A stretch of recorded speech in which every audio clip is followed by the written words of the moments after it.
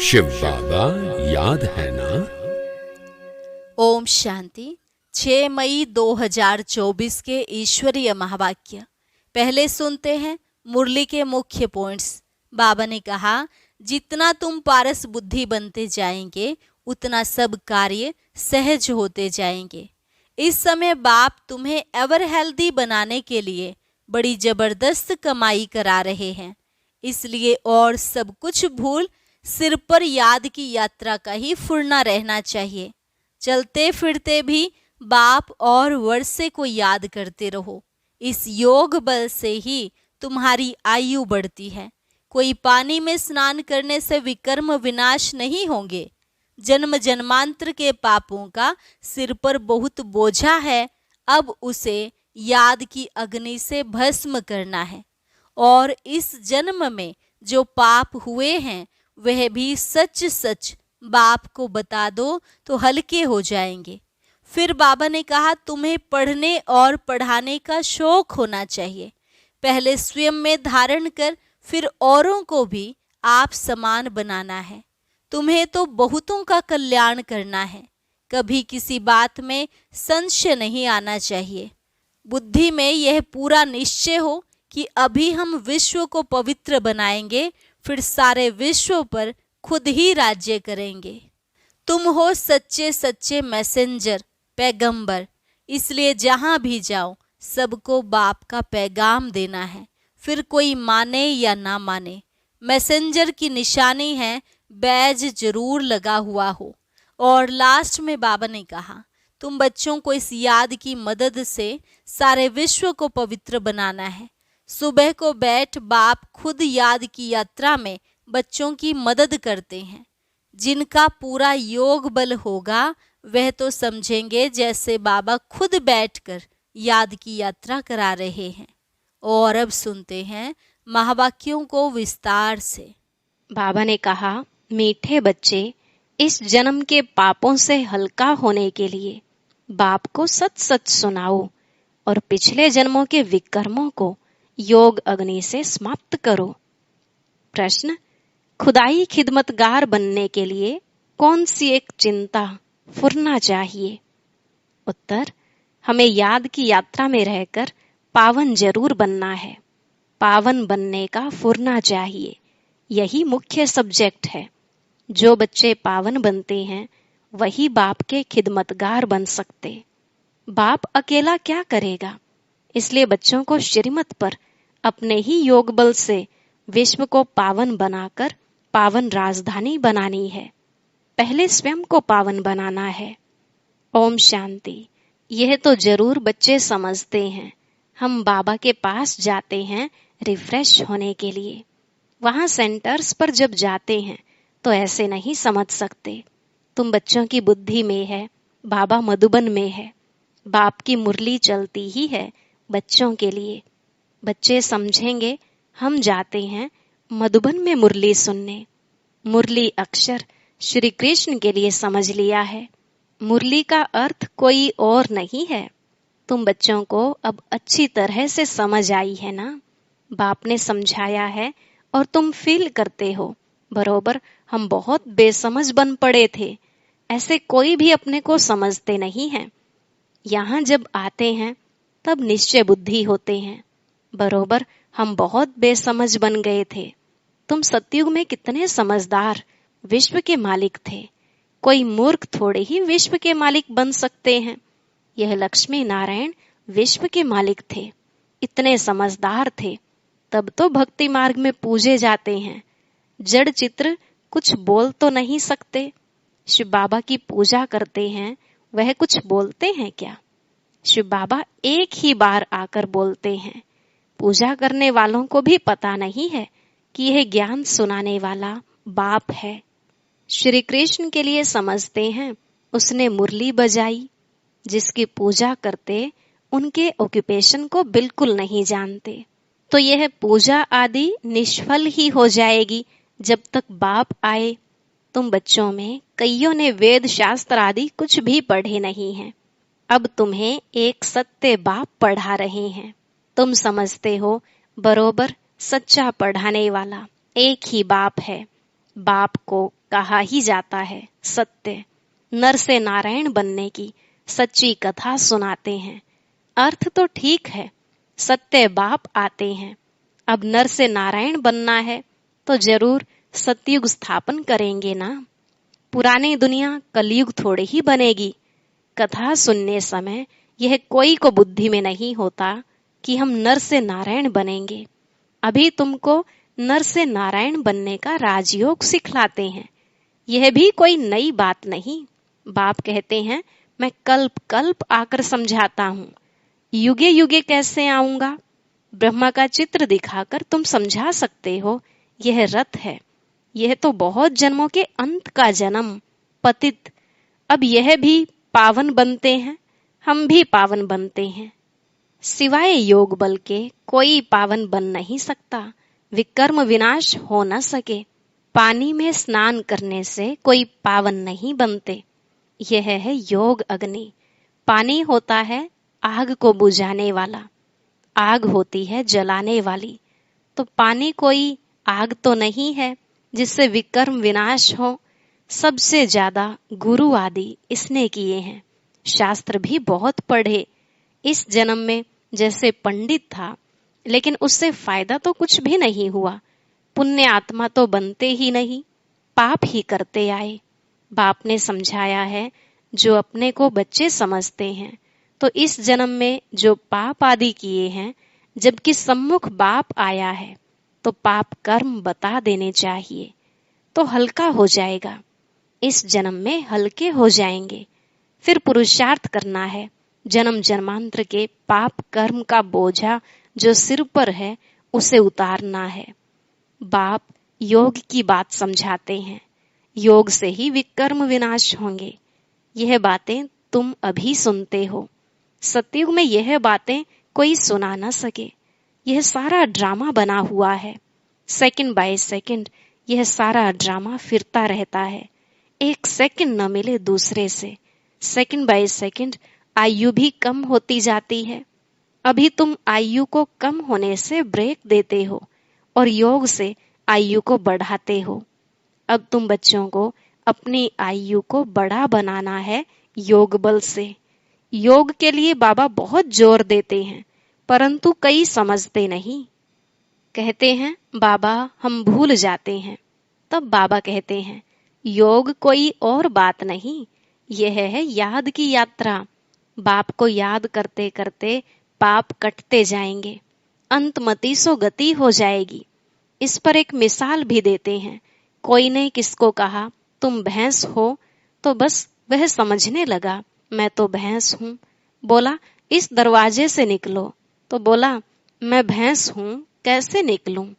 सचमुच जैसे भैंस बन गया। यह एक मिसाल बैठ बनाया है, बाकी कोई ऐसा है नहीं।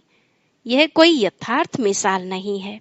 हमेशा रियल बात पर मिसाल दिया जाता है। इस समय बाप तुमको जो समझाते हैं, उनके फिर भक्ति मार्ग में त्योहार मनाए जाते हैं। कितने मेले मलाखड़े आदि होते हैं। बाकी इस समय जो कुछ होता है उनके त्योहार बन जाते हैं। तुम यहाँ कितने स्वच्छ बनते हो। मेले मलाखड़े में तो कितने मैले होते हैं। शरीर को मिट्टी मलते हैं, समझते हैं पाप मिट जाएंगे। बाबा का खुद यह सब किया हुआ है। नासिक में पानी बहुत गंदा होता है, वहां जाकर मिट्टी मलते हैं, समझते हैं पाप विनाश हो जाएंगे। फिर उस मिट्टी को साफ करने के लिए पानी ले आते हैं। विलायत में कोई बड़े महाराजा आदि जाते थे तो गंगा जल का मटका साथ ले जाते थे। फिर स्टीमर में वही पानी पीते थे। आगे एरोप्लेन मोटर आदि थे नहीं। 100-150 वर्षों में क्या क्या बन गया है। सतयुग आदि में यह साइंस आदि काम में आती है। वहां तो महल आदि बनाने करने में देरी नहीं लगती। अभी तुम्हारी बुद्धि पारस बुद्धि बनती है तो सब काम सहज कर लेती है। जैसे यहाँ मिट्टी की ईंटें बनती हैं, वहां सोने की होती हैं। इस पर माया मचंद्र का खेल भी दिखाते हैं। यह तो उन्होंने नाटक बैठ बनाए हैं दिखाने के लिए। बरोबर स्वर्ग में सोने की ईंटें हैं। उसको कहा ही जाता है गोल्डन एज। इसको कहा जाता है आयरन एज। स्वर्ग को तो सभी याद करते हैं, चित्र भी उन्हों के कायम है। कहते भी हैं आदि सनातन धर्म, फिर हिंदू धर्म कह देते हैं। देवता के बदले हिंदू कह देते हैं, क्योंकि विकारी हैं तो देवता कैसे कहें। तुम कहाँ भी जाते हो तो यह समझाते हो, क्योंकि तुम हो मैसेंजर, पैगंबर। बाप का परिचय हरेक को देना है।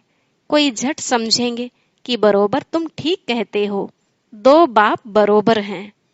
कोई कह देंगे परमात्मा तो सर्वव्यापी है। तुम समझते हो एक से हद का वर्षा मिलता है, पारलौकिक बाप से बेहद का वर्षा मिलता है 21 जन्म के लिए। यह ज्ञान भी अभी है, वहां यह ज्ञान नहीं रहता। संगम पर ही वर्षा मिलता है, जो फिर 21 पीढ़ी जन्म बाई जन्म तुम राज्य करते हो, तुम सारे विश्व के मालिक बनते हो। यह तुमको अभी मालूम पड़ा है।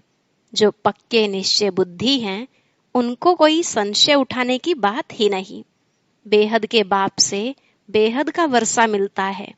शिव बाबा आएंगे तो जरूर कुछ वर्षा देते होंगे, इसलिए बाबा कहते हैं यह बैज बहुत अच्छा है, इसे सदा लगा कर रखना है, घर घर में मैसेज देना है।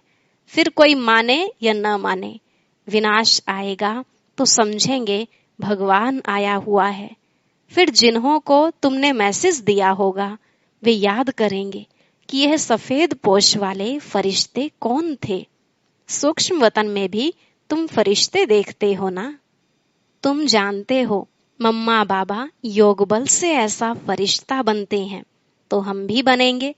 यह सब बातें बाप इसमें प्रवेश कर तुमको समझाते हैं, डायरेक्ट नॉलेज देते हैं।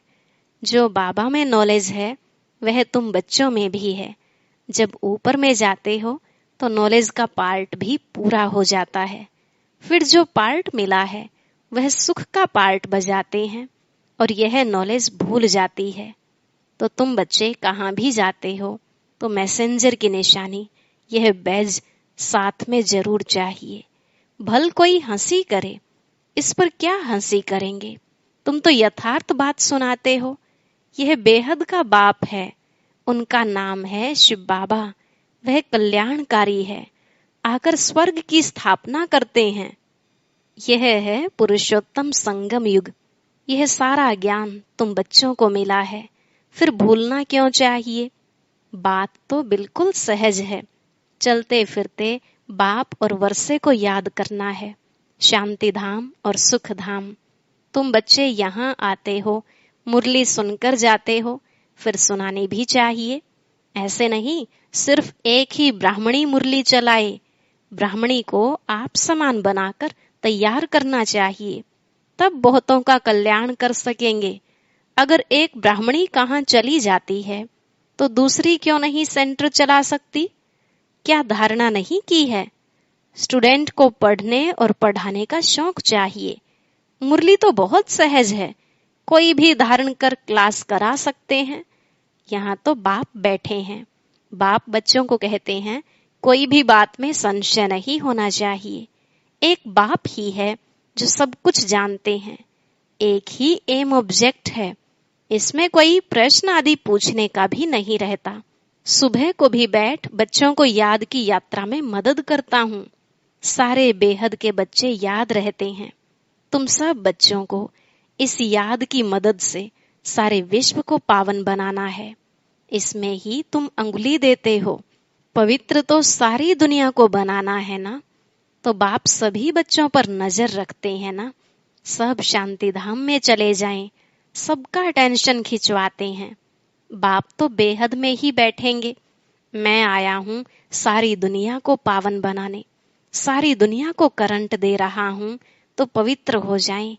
जिनका पूरा योग बल होगा वह समझेंगे बाबा अभी बैठकर याद की यात्रा सिखला रहे हैं, जिससे विश्व में शांति होती है। बच्चे भी याद में रहते हैं तो मदद मिलती है। मददगार बच्चे भी चाहिए ना। खुदाई खिदमतगार निश्चय बुद्धि ही याद करेंगे। तुम्हारी पहली सब्जेक्ट है ही पावन बनने की। गोया तुम बच्चे निमित्त बनते हो बाप के साथ। बाप को बुलाते ही हैं, हे पतित पावन आओ। अब वह अकेला क्या करेगा, खिदमतगार चाहिए ना। तुम जानते हो हम विश्व को पवित्र बनाकर फिर सारे विश्व पर राज्य करेंगे। बुद्धि में जब ऐसा निश्चय होगा तब नशा चढ़ेगा। तुम बच्चे जानते हो हम बाप की श्रीमत से अपने योग बल से अपने लिए राजधानी स्थापन कर रहे हैं। यह नशा चढ़ना चाहिए, यह है रूहानी बात। बच्चे समझते हैं हर कल्प बाबा इस रूहानी बल से हमको विश्व का मालिक बनाते हैं। यह भी समझते हो कि शिव बाबा आकर स्वर्ग की स्थापना करते हैं। अभी सिर पर इस याद की यात्रा का ही फुरना है, पुरुषार्थ करना है। धंधा आदि करते भी याद की यात्रा रहे। एवर हेल्दी बनाने के लिए बाप कमाई बड़ी जबरदस्त कराते हैं। इस समय सब कुछ भुलाना पड़ता है। हम आत्माएं जा रही हैं, आत्म अभिमानी बनने की प्रैक्टिस कराई जाती है। खाते पीते चलते फिरते यह क्या बाप को याद नहीं कर सकते। कपड़ा सिलाई करते बुद्धियोग बाप की याद में रहे, बहुत सहज है। यह तो समझते हो 84 का चक्र पूरा हुआ है। अभी बाप हम आत्माओं को राजयोग सिखलाने आए हैं। यह वर्ल्ड की हिस्ट्री ज्योग्राफी रिपीट होती रहती है। कल्प पहले भी ऐसे हुआ था, जो अब फिर रिपीट हो रहा है। यह रिपीटेशन का राज भी बाप ही समझाते हैं। हर एक को ड्रामा में पार्ट मिला हुआ है, वह बजाते रहते हैं। बच्चों को राय दी जाती है कि बाप को याद करो तो सतो प्रधान बनेंगे, फिर यह शरीर भी छूट जाएगा। तुम्हारी बुद्धि में अब यही है कि हम आत्मा सतो प्रधान बने, क्योंकि वापस घर जाना है। सतयुग में ऐसे नहीं कहेंगे, वहां तो कहेंगे एक पुराना शरीर छोड़ दूसरा लेना है। वहां तो दुख की बात नहीं, यहाँ है दुख धाम। पुराने शरीर हैं तो समझते हैं इनको छोड़ अब वापिस अपने घर जाएं। बाप को निरंतर याद करना है। वह निराकार बाप ही ज्ञान का सागर है, वही आकर सबकी सदगति करते हैं। बाप कहते हैं साधुओं का भी उद्धार करता हूं। तुम अब एक बाप से योग लगाओ। तुम सब आत्माओं को बाप से वर्षा लेने का हक है। अपने को आत्मा समझ देही अभिमानी बनो और बाप को निरंतर याद करो तो पाप कटते जाएंगे। अच्छा, मीठे मीठे सिकिलधे बच्चों प्रति माता पिता बाप दादा का याद प्यार और गुड मॉर्निंग। रूहानी बाप की रूहानी बच्चों को नमस्ते। रूहानी बच्चों की रूहानी बाप दादा को नमस्ते नमस्ते, गुड मॉर्निंग। शुक्रिया बाबा, शुक्रिया। धारणा के लिए मुख्य सार। पहला पॉइंट, मुरली सुनकर फिर सुनानी है। पढ़ने के साथ साथ पढ़ाना भी है। कल्याणकारी बनना है। बैज मैसेंजर की निशानी है, यह सदा लगा कर रखना है। दूसरा, विश्व में शांति स्थापन करने के लिए याद की यात्रा में रहना है। जैसे बाप की नजर बेहद में रहती है, सारी दुनिया को पावन बनाने के लिए करंट देते हैं, ऐसे फॉलो फादर कर मददगार बनना है। आज का वरदान, कर्म और योग के बैलेंस द्वारा कर्मातीत स्थिति का अनुभव करने वाले कर्म बंधन मुक्त भव। कर्म और योग के बैलेंस द्वारा कर्मातीत स्थिति का अनुभव करने वाले कर्म बंधन मुक्त भव।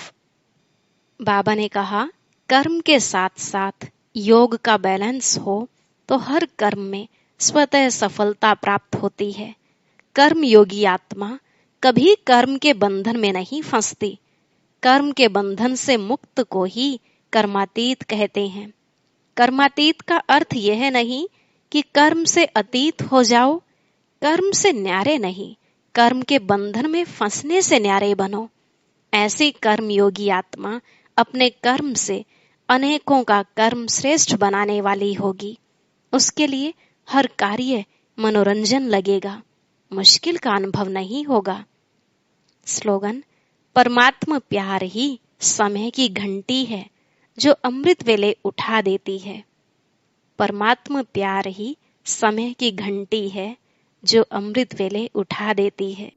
और अब सुनते हैं आज का अव्यक्त ज्ञान मोती। ये एक बहुत संस्कारितापूर्ण वीडियो है, जरूर देखें, कोई भी मिस ना करे।